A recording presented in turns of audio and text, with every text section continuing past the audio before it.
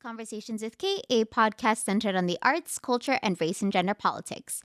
I'm Cait Malalay. It's been a while, guys, since my last episode, and I'm so excited to be back and better than ever before the start of the new year. For today's topic, we will be talking about HarperCollins, one of the big 5 publishing houses. They've published books including Paulo Coelho's The Alchemist, R.F. Kuang's The Poppy War series, and our most recent Babel, and Angie Thomas's The Hate U Give. It is the only publishing house of the 5 that has a union, and in October, 95% of unionized employees voted to strike, according to a press release. Treat your workers like you should! Treat your workers like you should! Treat your workers like you should! In response, Brian Murray, the president and CEO of HarperCollins Publishers, issued an open letter to authors and agents. This letter also comes shortly after they showed their support for the strikers. He accused the strikers of mischaracterizing negotiations on their social media pages and said that the financial requests made by the United Auto Workers failed to account for the market dynamics of the publishing industry and their responsibility to meet the financial demands of all their business stakeholders, including all employees, authors, and booksellers.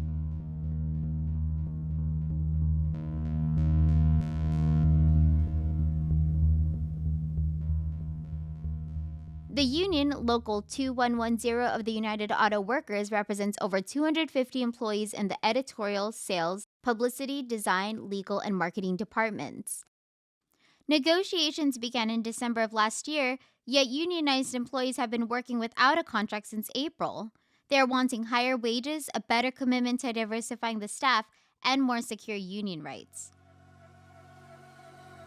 For today's guest speaker, I'm happy to introduce Carly Katz, who's joining us via Zoom. She's a bargaining committee member and works as an audio coordinator at HarperCollins Publishers. Hi, Carly. Thank you so much for joining us today. Please introduce yourself. How did you start with HarperCollins? So I worked at HarperCollins starting in September of 2017. I had my first job. The title was traffic assistant, and I physically moved around artwork. And it was an entry-level position, and I also licensed cover artwork for the covers and to foreign publishers who were reusing our artwork. And that was my first time at Harper, and I was on the negotiating committee back then too, but there was a lot fewer people at Harper. And then I realized I wanted to work in audio because actually I was just like talking to people at the coffee pots on the floor, and they made it sound like an amazing department, and I knew I wasn't really vibing with my present job, so I went to work at HMH's trade division, which was starting an audio department, and then in 2021 HarperCollins bought HMH's trade division, so I am back, but I'm in audio, which is a very different department. The strike began on November 10th, so that makes us 33 days into the strike if you include weekends. The union is asking for higher wages, a better commitment to diversifying the staff, and more secure union rights. Can you expand more on that?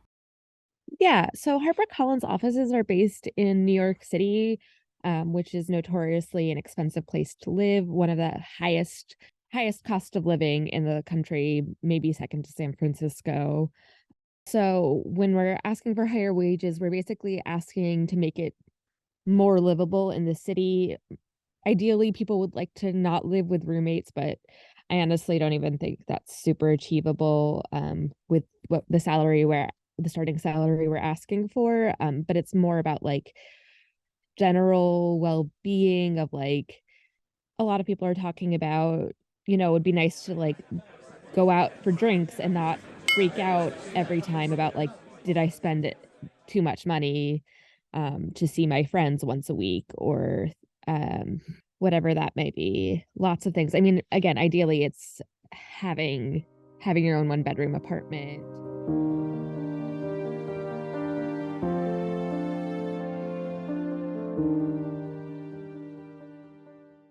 your questions in this question is about commitment to diversifying the staff. And like a higher starting salary is a better commitment to diversifying the staff. We are like asking for other ways to, make compensation better for people of color, make it a more secure place for people of color to work. I'm white. I don't want to speak to those experiences, but I do know that like as a white person, there's like more historic wealth that has been built into my community than there are into other communities. This country has been redlined, so it's been harder for people of color to acquire property. So when we're asking for higher wages, we're asking for things that make it easier for everybody to live in a country where like in a city that's really hard. I feel very self-conscious of this. It is very important for me to be like to say that I have a lot of privilege. Um and to say that I can't speak to anybody else's privilege, just to say and like they deserve everything that I had. And it really is very frustrating. And like part of this union is making sure everybody deserves what they deserve to live and to live well. I do not deserve this any more than anybody else. For me as an individual, like something I'm pretty concerned about, I'm 29. I want to have a kid sometime in the near future. And it's hard for me to talk about that because, that's obviously something that people get discriminated against. But like the fact of the matter is like, I'm making about $50,000 right now, which is not our starting salary. But like I said, I've been with the company for 5 years. I don't think I could have like, I feel confident I could not have a kid. My partner is a social worker. Like, this is not a city where we're allowed to be together. There are constant jokes at the company how like if you want to live in New York City, if you want to buy an apartment and work in publishing, you have to have a partner who has money. And I don't have that, and I don't care that I don't have that, but I do care that it's not a possibility for me to stay in the city and have kids and stay at this job. And I care that that's not a possibility for my colleagues too.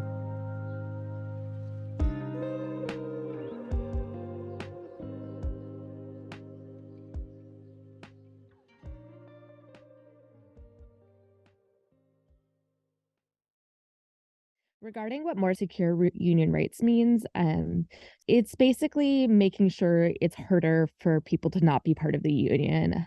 I know, like, it's weird to be like, we're making people be part of the union. Like, people do deserve a right to ask for things, like, to make their own decisions about a lot of things, but like, right to work.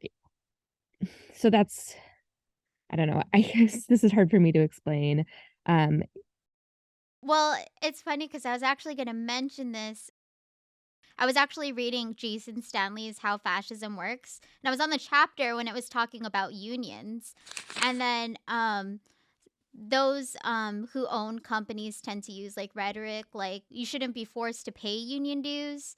It's actually a reverse psychology kind of thing where it's like, oh, unions are making you pay union dues, but it's security to make sure that the union could keep running to make sure employees' rights are protected. If I right. phrase that well. Yeah, definitely. And like, so when I was working at HarperCollins in 2017, 15% of our members were paying dues. Now we have 80% of our members paying dues, which shows like how much this has really grown fast and like how much people really understand how beneficial unions are now. But like, there's been so much propaganda during my childhood and before that was like the union, they just take away your money, but they don't. The union is there to support you as an individual. And like, yes, there are things that go wrong with unions. There are things that go wrong with literally every part of life all the time. And so it's kind of silly to like say you're not going to like I'm the union, right? I am the union. Any other HarperCollins union members you're reading about in the press, they are all equally part of the union. So we are all betting on ourselves. We're not betting on some obscure entity, if that makes any sense. In Brian Murray's letter to the authors and agents, he mentioned that employees should have a choice when it comes to union dues. He mentioned that the union, Local 2110 of the United Auto Workers, favors a union security clause which would include a mandate of union dues. Can you explain to audiences for those who are not familiar what union dues are? Yeah, union dues are the money that like go to the union. So we work with the United Auto Workers, which means we have a lot of resources that the United Auto Workers have, but they need a staff. So like the president of Local 2110, Olga Brudistova, is on the picket line with us, but she's also making sure that we have pins, and she's able to do that with some of our dues, but it also means you're more invested in the union, and we like to have people more invested in the union. Yeah, like I said, it's people investing in themselves. Some people say why should employees pay union dues? Their rights should be protected. How would you explain that to somebody who would say that they shouldn't have to pay for their rights to be protected? Hmm, that's a really interesting question. Yeah, I mean, ideally, you wouldn't have to pay for your rights to be protected, but like the company isn't there to protect your rights. The company is there to protect itself. So the union has to be there. The union Absolutely. provides us with lawyers. They provide us with a lot. The union really does so much. Can you describe the work environment the days leading up to the strike? Was it awkward? But then again, 95% of the unionized employees voted to strike. Um, yeah, I don't think the office environment was awkward. I was working remotely, certainly. Um, And, like, nobody was really I think the weird thing was mostly that, like, nobody was like, I wasn't talking to my manager about it, or if I was, my manager was like, "I don't really think I should say anything." Like, that was the weirdest it got. Um, I think there was a lot of, like, hope that it wouldn't come to this, and now that w and then there was a lot of sadness when it did come to this. I would say that the days leading up to the strike were the hardest days of the strike. Like, it's been easier actually just doing it. And this coming December, Friday, December 16, there's going to be a rally led by R.F. Kuang, Sunday Times and New York Times bestselling author of Babel and the Poppy War series, and Molly McGee, the author of the upcoming novel, Jonathan Abernathy, You Are Kind. What makes this event different? I think that the authors are the ones making it different. We're really lucky to have such supportive authors. They don't have to do this, but they are. They care. They care about this industry, and we're just so lucky. I have to say, I really appreciate how the writing community is getting together, the authors and the agents showing their support, and then also we have the press covering this. So it just puts a lot of pressure on HarperCollins that they need to fix basically their house, make the family happy if you want to keep the business running.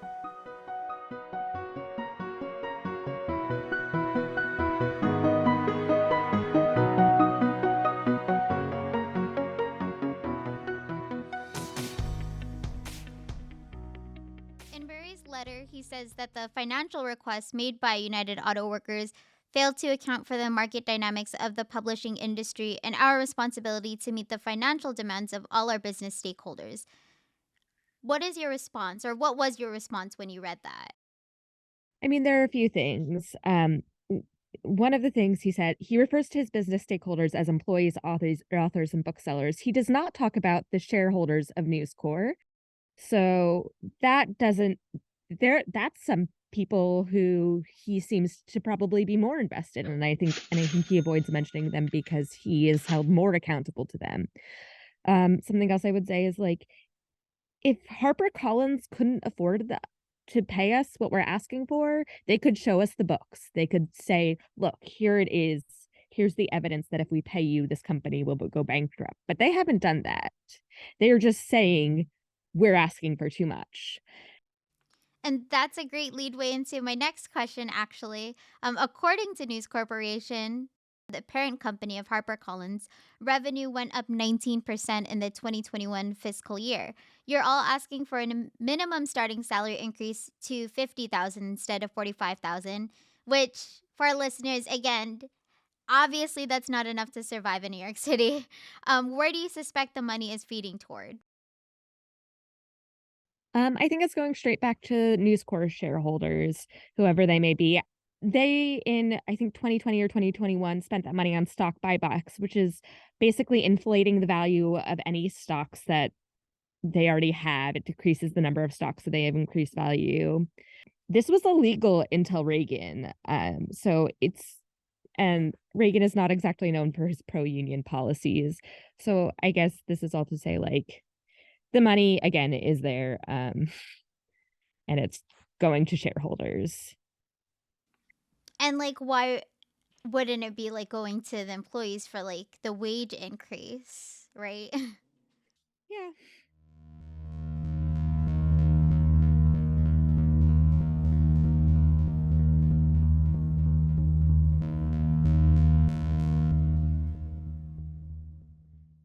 You have shows like TV Land and Paramount Plus is Younger, produced by Darren Star, one of my favorites, that showcases the beauty of the publishing industry with their fictional publishing company, Empirical Press. Can you describe the labor that goes into your job compared to the wage? This is so funny. I love this show, but it is not an accurate representation of publishing. Not at Um, all. um, yeah. So, like, for me, my job, I feel like I've got the best job at the company, me and the other audio producers, which is like we read the books and we have to cast them. And sometimes that means, so like, we cast them from audiobook narrators and other voice actors. And like, it's on, like I said, I think I have the best job at the whole company. So I don't think of it as being hard, but it does take time. And like there are things that we have to do, like directing audiobooks. And that is that if you you direct an audiobook over 2 days, that's like 12 hours, reading a book, preparing the script, um, teaching either authors or professional narrators or professional actors who are not traditional narrators, guiding them through this book. You've just missed out on 2 hours of not 2 hours. You've just missed out on 2 days of work that you could have been casting other audiobooks for. It's a lot of audiobooks. I have the least number of books that anybody has in a season, and it is about 50 a season, maybe 40, depending on the season. I'm working on 40 books over 4 months. That's more than a book a day, I'm pretty sure. It's a lot of work. It really is. Absolutely. And also the reading amount. I don't know how you guys do it. I mean, that's so much reading in publishing companies. I don't even think about it anymore, honestly.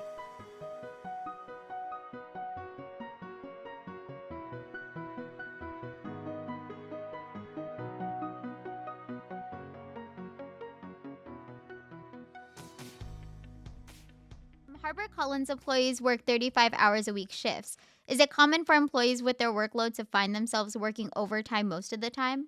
Um, yeah, definitely. Yeah, like I said, I have about 40, 50 books a season. I don't have to read I don't have to like read a full manuscript every time. So I'm not as busy as a lot of people. I know editors have it really rough. I looked into being an editorial for a little while, and here's what I found out from them, which is like, yes, they have to read the books that they're editing. They also have to read submissions and then write up submission reports for their bosses. And then they also have to read comp titles, which is something you wouldn't think about. But like, if we're going to try to like get this book, you have to prove that it will make money. And the way you do that is with comparative titles. So like, you're not just reading the books you're working on, you're reading the book at Simon and Schuster that might be a good comparison to the book you want to work on.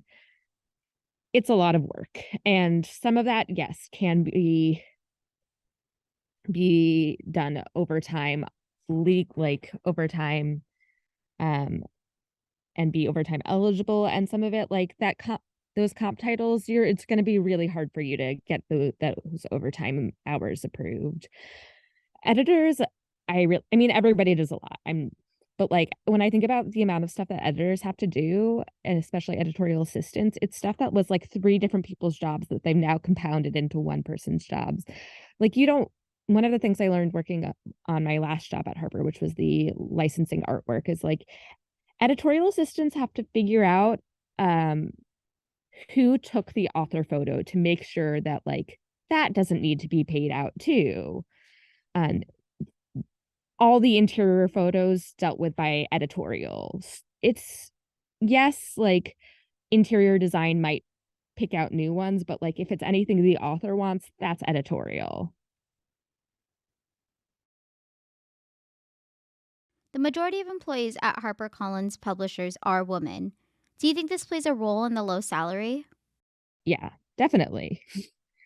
Um, I think it's because it's women and like women are not seen as needing to provide wealth for their family. They're supposed to provide domestic labor. And so why would women have to be paid well? And the answer is, of course, that women are no longer like doing this as a fun hobby job. Not that they ever were, but um, that's the legend of it, if that makes any sense. One fact about publishing I think is like very helpful for how publishers see themselves is like Jackie Kennedy worked as an editor. Some may say that perhaps what plays a role in its diversity are the applicants that apply. Do you think that what could possibly play a role is that the majority of applicants are women for the publishing industry? I think that's very possible. I think it's possible that more women apply for these jobs. I don't know why that would mean we have to get paid less. Absolutely. What are some solutions that the union proposed that could help diversify the HarperCollins team? And do you know what the current hiring process is at HarperCollins, if it's blend recruitment? And this also brings in the discussion of affirmative action, which we saw in the news lately regarding the colleges and universities. Yeah. Well, one thing we really wanted was for HarperCollins to make sure that for every job that they were interviewing, at least one person of color was interviewed, or not even necessarily a person of color, like a diverse applicant. Um, some other things we're doing is like Harper has some DE and I committees, and for those one of the things we're asking for is more pay for the people who are on those committees because they are volunteer positions, but like you don't want to have it that means that's more work for you to do, right? If you're volunteering to be in this position, you've got to do that plus your other job. Regarding affirmative action, it's seen that like most affirmative action tends to help white women most of all. So I don't really know why, like, I don't know, like everything is complex and I just want to see this industry but like get better, and that means more diverse and take care of more people. I want it to be an industry where people can grow and flourish instead of people burning out. What is your message for those who are on the job hunt for careers in the publishing industry? Don't scab for HarperCollins, for sure. Definitely don't do that. And for listeners, can you define what scabs are? I mean, I know what scabs are, but just for people who Um, don't know. yeah, don't work for HarperCollins while in a union position while we are on strike, because then you're taking the union labor and doing it for the company, and that means that the work is getting done. And the point of our being on strike is so that the work doesn't get done. And I know it seems like a really exciting opportunity to break in, but it's actually just like you're making the industry harder to be in. Like you're saying that the status quo is acceptable, and it's absolutely not. For people who are not in New York City or unable to make it to the rally, what can they do to show their support? Yeah, if you can, please donate. Follow at HCP Union on Twitter and Instagram. They do a lot of really great work, and then you can follow their links. If you A while ago there were some boxes that you'll still see on the Instagram page of specifically how to support the HarperCollins Union. If you're a reviewer, please withhold any reviews on HarperCollins titles. That means any epic reads, any Balzer and Bray, any Catherine Teagan, any William Morrow or Echo. There are probably more, but that's off the top of my head. Just withhold reviews. Please continue to support our authors. They do so much for us. We cannot thank them enough for all of their support. Buy their books. We love them. They're amazing. Um, but please do not spread the word that we're boycotting. We're definitely not asking for a boycott. Come by and support us in person. You just said this, you people who are not in person. Retweet us on Twitter, share our Instagram posts, whatever you can do. I'm sure it's enough. And just keep on talking about us. Carly Katz, I thank you for your time. Thank you for listening to Conversations with Cait, a podcast centered on the arts, culture, and race and gender politics. What are your thoughts on the HarperCollins strike? You can show your support by following their Instagram and Twitter pages at HCP Union, where in the bio you'll find the link to sign the open solidarity letter. You can also follow my Instagram at Cait_Malalay_rights. That's CAIT_MALILAY_rights for updates on future articles and episodes. I wish you all a happy new year.